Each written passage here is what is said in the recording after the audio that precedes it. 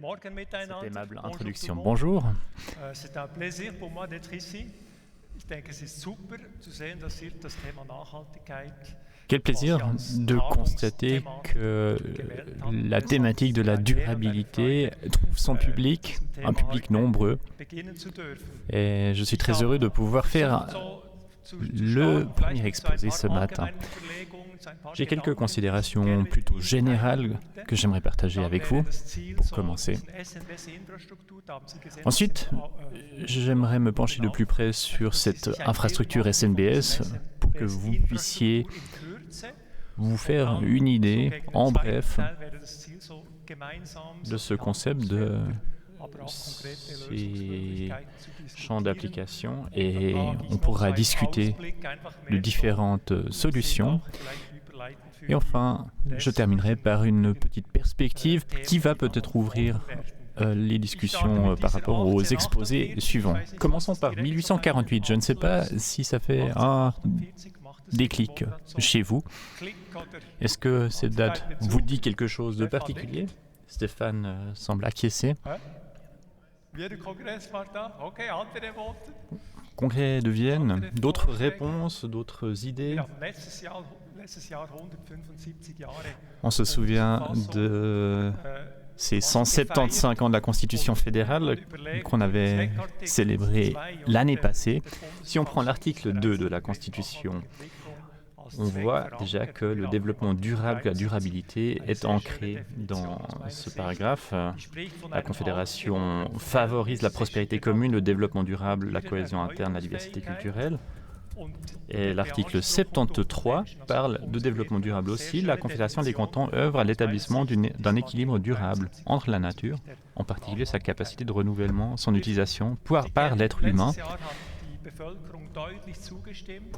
C'est un symbole fort d'avoir ce concept dans la Constitution. Au-delà de cela, on a un engagement fort aussi avec une loi sur le climat et l'innovation. Donc on a un ancrage dans la loi qui nous montre la voie à suivre. Du moins, l'objectif est fixé, ensuite la voie empruntée peut encore susciter quelques discussions.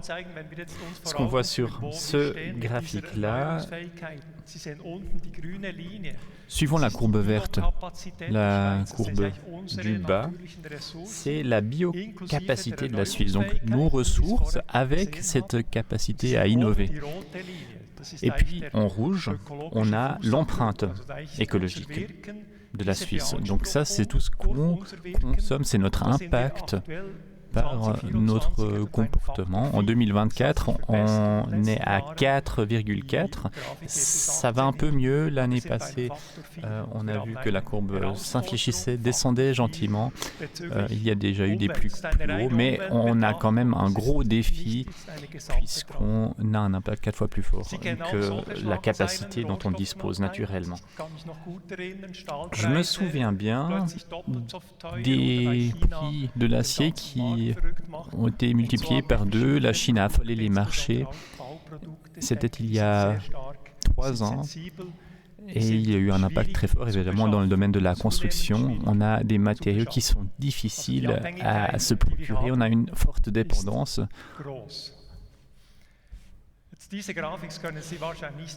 Maintenant, un graphique qui sera probablement illisible pour les détails, mais dans les grandes lignes, vous vous faites une idée de ce qui se passe en Suisse. Les flux, on a au centre le secteur de la construction. À gauche, on a donc des matériaux avec de nouveaux venus chaque année. On a les différents matériaux, le bois, le métal, le béton, etc., l'asphalte. En haut, vous voyez les flux énergétiques, donc les énergies fossiles, mais aussi l'électricité. Ces ingrédients, on en a besoin dans le secteur de la construction pour chauffer, pour refroidir, pour réaliser les travaux tout simplement. Donc voilà tout ce qui rentre dans le système, mais vous voyez aussi ce qui sort de ce secteur. C'est un peu abstrait, mais je trouve que ça montre quand même bien qu'il y a un cycle, un circuit. Si on essaye de traduire cela en termes d'impact sur l'environnement, vous avez les gaz à effet de gauche. à effet de serre à gauche. Et les matériaux prennent une part importante. Vous voyez les différentes couleurs par rapport aux différents matériaux. On parle aujourd'hui beaucoup de l'empreinte CO2, de la performance CO2, d'équivalent CO2. On se concentre là-dessus et on oublie un peu que dans l'impact total, finalement, on a cette part jaune du camembert qui n'est pas à 11% pour les gaz à effet de serre, mais à 29%. Ça, c'est les métaux. Les bétons, on les voit aussi en bleu. Et on a vraiment ici des points. Tout cela pèse lourd. Les unités de charge écologique de Lefebvre sont un reflet de cela. Donc les ressources sont finies. Évidemment qu'on doit regarder l'impact en termes d'effet de serre, de gaz à effet de serre, mais il faut aussi voir l'impact total. Et vous voyez que les combustibles fossiles ont un lourd impact. C'est la tranche en gris à 28%. Et c'est un des défis dans ce contexte. Ce qui a amené la Suisse à développer une stratégie de durabilité, je ne veux pas entrer dans les détails, simplement vous montrer que ça a compté aussi dans la genèse de la structure SNBS. Donc on a cette stratégie qui retient différents axes. Dans ce schéma-là, on reconnaît bien que c'est un tableau très pluriel. Toutes ces pastilles de couleurs correspondent à des actions qui ont été définies par le Conseil fédéral, que l'administration fédérale a définies pour justement poursuivre sur cette voie de développement durable. Il y a l'inventaire, l'éco-inventaire, il y a tout ce qui est infrastructure. Donc on voit quelles sont les actions envisagées et mises sur les rails par la Confédération. Ici, on a les objectifs de l'ONU. Donc on reconnaît ici les différents aspects des objectifs de développement durable. Le 9, c'est pour l'industrie, l'innovation et l'infrastructure. Donc on voit quelles sont les activités, par exemple en termes de recherche, qui doivent nous accompagner sur ce voyage vers la durabilité. On voit ici quelques courbes qui reflètent la consommation de matières premières. Il y a 20% de plus, une population de 20% plus grande, et en même temps, la consommation a pu être baissée de 20%. On est nettement plus efficient, mais nous n'avons pas réussi à passer sous le seuil de cet indice de 100 qui est finalement une valeur absolue. Je vous ai parlé de ce facteur 4,4, donc on a effectivement encore une consommation trop élevée par rapport aux ressources à disposition.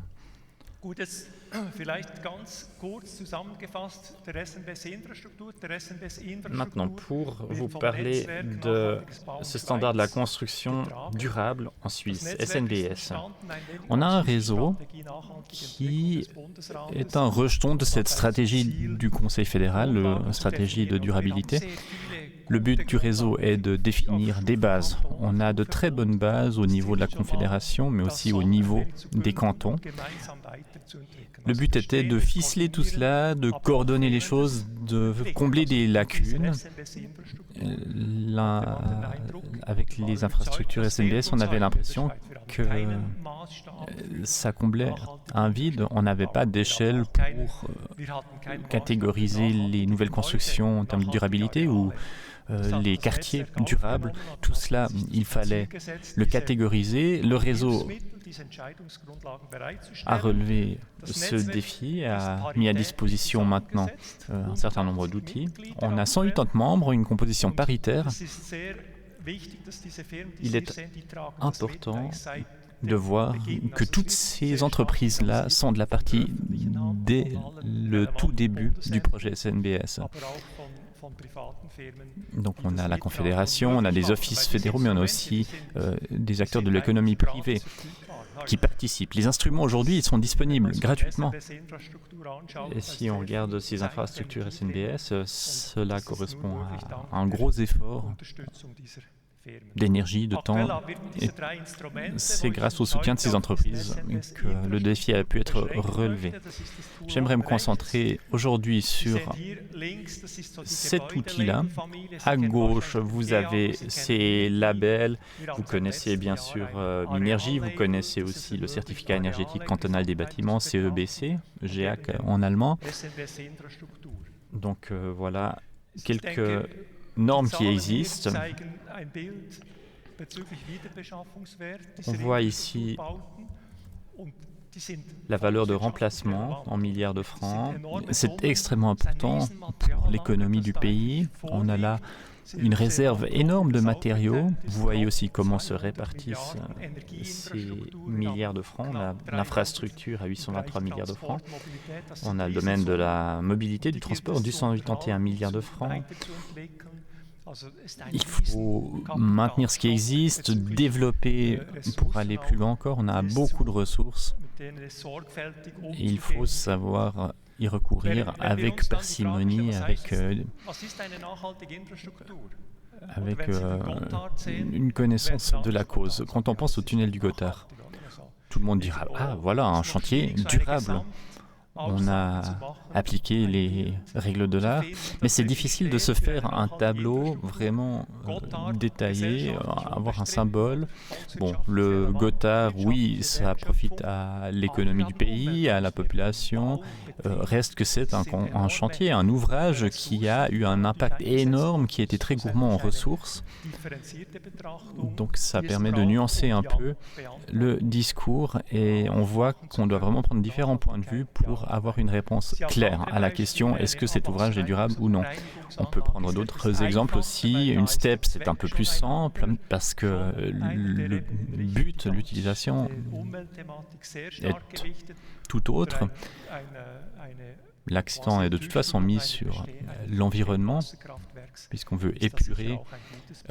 Il y a d'autres exemples aussi, par exemple des ouvrages d'énergie hydraulique. Dans le génie civil spécial, dans un tunnel, dans une infrastructure ferroviaire, un carrefour tel qu'une gare, une infrastructure de réseau, etc., on a la possibilité d'évaluer, d'observer ce qui se passe grâce au SNBS. Voilà donc le dénominateur commun dont on dispose maintenant. On a ces différentes catégories qui sont des critères. On a en rouge un certain nombre de critères, en bleu la partie économique, en vert la partie environnement. Donc on regarde quels sont les coûts des cycles de vie. Ça doit peser aussi lourd que l'aménagement du territoire, le développement des quartiers. Et puis viennent encore s'ajouter à cela les ressources naturelles. Donc on a maintenant le moyen de faire un état des lieux, de définir les choses d'après des critères déterminés. On a ces critères ici, il y en a 29. Vous retrouvez la liste. On a aussi des ordres de grandeur. L'énergie grise, par exemple, est un indicateur. On a encore d'autres critères, d'autres indicateurs. Cycle de vie, par exemple, découpage, etc. On a vraiment des indicateurs concrets, qualitatifs. Ça ne sont pas des valeurs absolues. On est plutôt dans l'ordre qualitatif. Mais ça vous permet de vous orienter pour la mise en œuvre de votre projet. Ensuite, 7 bonnes raisons, alors ça n'est pas pour faire un spot publicitaire, l'idée est plutôt que vous soyez convaincu par vous-même de ces raisons-là. Pour nous, il est évident qu'il faut des instruments, que ce sont des moyens auxiliaires. Ça peut être une checklist qu'on peut suivre au moment de la planification avec les maîtres d'ouvrage. On peut placer des accents, des priorités. On peut faire une analyse de ce qui est pertinent ou de ce qui l'est moins, mais on peut aussi faire une évaluation par rapport aux questions de durabilité. L'avantage, c'est qu'on a vraiment quelque chose de neutre et qu'on a une base Je fais référence ici à la stratégie du Conseil fédéral. Et ce qui est intéressant aussi, c'est qu'on a ici un dialogue avec toutes les parties prenantes, avec les planificateurs, les maîtres d'ouvrage. Tout le monde se retrouve autour de la même table pour trouver des solutions, des optimisations. Et je pense que d'expérience, c'est vraiment une valeur ajoutée importante. Vous voyez que dans le secteur public, il y a beaucoup de maîtres d'ouvrage qui s'orientent à ces objectifs de développement durable, la Confédération aussi. Et en appliquant les critères, les indicateurs SNBS, vous reconnaîtrez une compatibilité avec ces objectifs de développement. Si on prend par exemple le numéro 3, on a des indicateurs par rapport à la santé, la bonne santé, le bien-être. On a une palette assez large, il y a vraiment de tout. Ça nous permet de progresser sur la bonne voie de la durabilité. Ces instruments sont disponibles sur Internet, vous pouvez les télécharger, vous documenter gratuitement. On a aussi une documentation à la sortie de cette salle qui est à votre disposition. Vous avez des résumés dans les brochures avec les différents objectifs, avec les possibilités, les moyens que vous offre ce concept SNBS. À droite encore, cet agenda 2030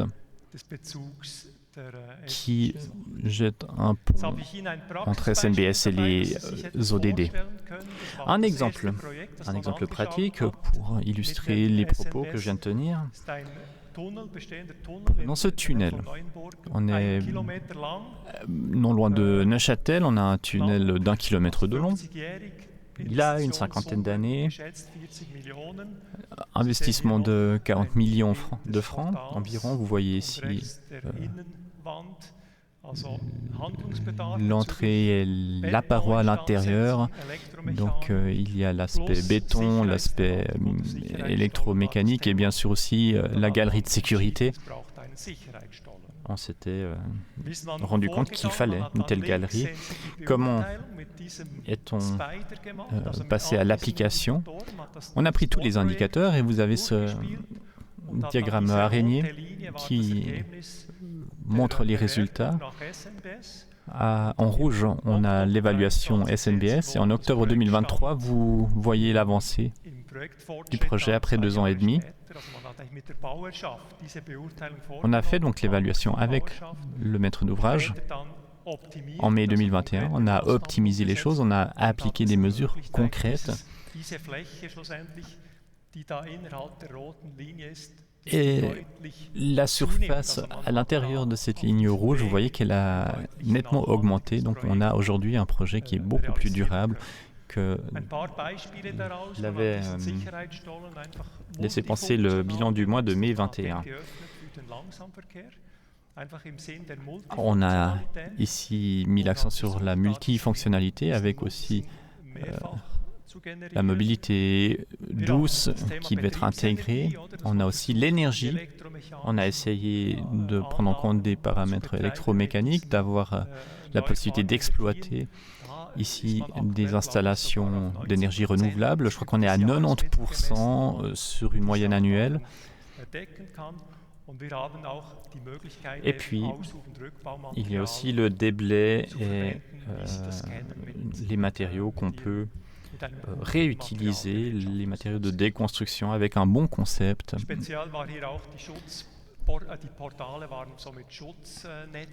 On avait des filets de protection. Ces filets ont pu être réutilisés dans la commune voisine. Donc, on a vraiment trouvé des solutions dans ces réflexions-là. Il y a beaucoup d'autres exemples. On les retrouve d'ailleurs sur le site Internet si cela vous intéresse. Si vous avez d'autres exemples, faites-nous en part. Nous sommes preneurs. Et si vous voulez avoir davantage d'informations encore, le 20 mai 2025 aura lieu à Berne un dialogue. Ce sera l'occasion d'échanger autour des projets qui seront d'actualité à ce moment-là. Ça peut vous intéresser. Et puis, on a aussi un projet commun entre la Haute École spécialisée bernoise et la HES Suisse orientale. Ce CAS, infrastructure durable. On a donc les deux pôles, les quatre pôles, pardon, les ressources, le zéro net, la société, l'économie.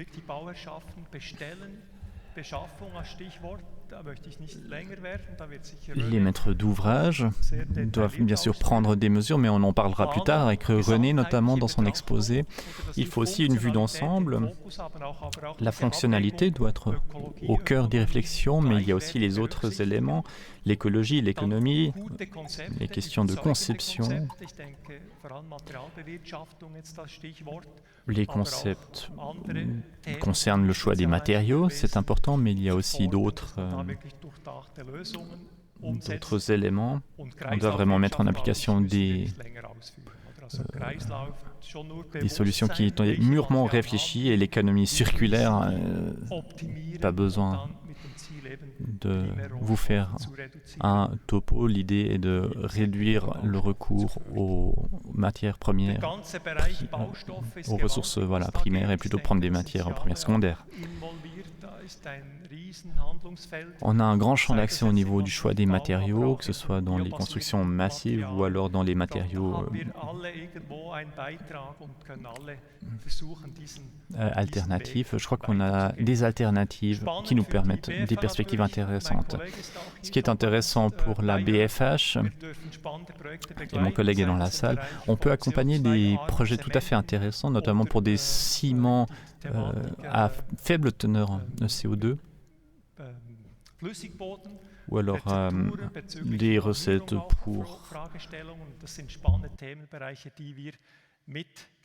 les sols liquides. Donc on participe à la réalisation de ces projets, on accompagne ces projets, c'est fort intéressant.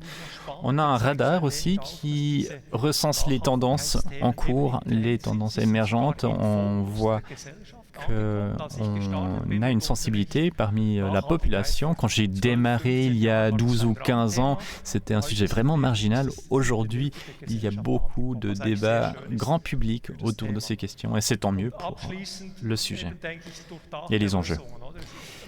Les solutions mûrement réfléchies, je l'ai dit, la durabilité passe par une longue réflexion, par des concepts convaincants, par une vue holistique. Il faut toujours prendre en compte le contexte. On n'a pas de livre de recettes où on peut prendre le tunnel 1, le tunnel 2, etc. avec des recettes correspondantes. Non, il faut toujours prendre en compte un contexte qui sera unique. Le secteur est mis au défi, mais a beaucoup de bons exemples à suivre et à montrer aussi. Peut-être que je ne l'ai pas assez dit. Je pense qu'on peut trouver notamment dans le génie civil spécial, des solutions intéressantes si on intègre d'entrée de jeu les différents entrepreneurs, parce que l'on doit planifier dès le départ en ayant des bonnes réflexions à tous les niveaux. Pour ce qui est des matériaux, le mot magique, c'est le reuse, le recyclage, la réutilisation. On doit chercher s'il y a des matériaux locaux. On parle beaucoup de CO2, d'impact sur l'écologie, mais il faut aussi voir s'il y a une création de valeur en termes d'emploi. Est-ce qu'on peut ajouter une valeur en Suisse ou est-ce que c'est à l'étranger qu'on a finalement une création de valeur? Concentrons donc sur nos régions en priorité aussi. Merci d'être de la partie aujourd'hui. Je me réjouis des projets à venir, des projets durables, et merci de participer